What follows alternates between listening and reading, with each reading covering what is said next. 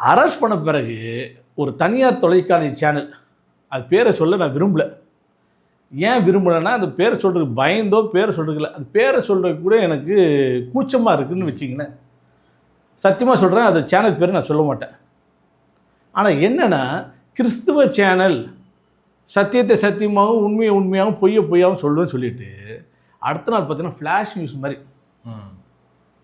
John ஜெப்ராஜை தட்டி தூக்கியது இன்னமும் வந்து பார்த்தோன்னா கஞ்சா கடத்துன மாதிரியும், அப்புறம் 4-5 கொலை வழக்கில் மாட்டின மாதிரியும்.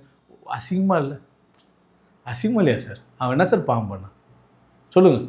அவனுக்கு ஒரு அப்பா கேள்வி, அவன் பெரிய ஒரு பணக்கார குடும்பமாக இருந்தால் இல்லை பெரிய அரசியல் எதாவது நீங்கள் பேசுவீங்களா? போட்டு அப்படியே ஃப்ளாஷ் நியூஸ் பறகுது, அப்படியே சந்தோஷம். தீபாவளி பொங்கல் கொண்டாட்டம் மாதிரி வந்து போகிற ஃப்ளாஷ் நியூஸ் ஈவினிங் ஓடுது. ஜான் ஜெப்ராஜ் தட்டி தூக்கி இது போட்டு ஜான் ஜெப்ராஜ் வந்து போகிற இது லீலைகள் அம்பலம் அது இதுன்னு போட்டு ஒரு அசிங்கமாக இல்லை? நான் என்ன சொல்லுவேன்னா, அதே தொலைக்காட்சி சேனல் அதே உங்களுடைய ஊழியத்தில் என்ன பண்ணுறேன்னா, ட்ராக்ஸ் ஊழியம், நற்செய்தி ஊழியம், மலை ஊழியம், கிராம ஊழியம், அதில் ஒரு ஊழியம் என்ன ஊழியன்னா, சினிமா நடிகர்களுக்கெல்லாம் இயேசு கிறிஸ்து அறிவிக்கிறாங்க, சினிமா டைரக்டருக்கெல்லாம் இயேசு கிறிஸ்து அறிவிக்கிறாங்க, சினிமா நடிகர்கள்லாம் கூப்பிட்டு வந்து பார்த்தோன்னா ப்ரேயரில் கலந்து வச்சுக்கிட்டு மீட்டிங் நடத்துகிறாங்க. ஆனால் சினிமாக்காரனுக்கெலாம் நான் கடவுளை பற்றி சொல்லி உங்களை ஏற்றுக்க முடியுது, ஒருத்தர் சினிமாக்காரன் மாதிரி இருக்கிறான்றதுனால இப்படி போய் தூக்கி போட்டு மிதிக்கிறீங்களே, இது ஒரு அடுக்குமா? ஒரு மனசாட்சி வேணாம் சார்.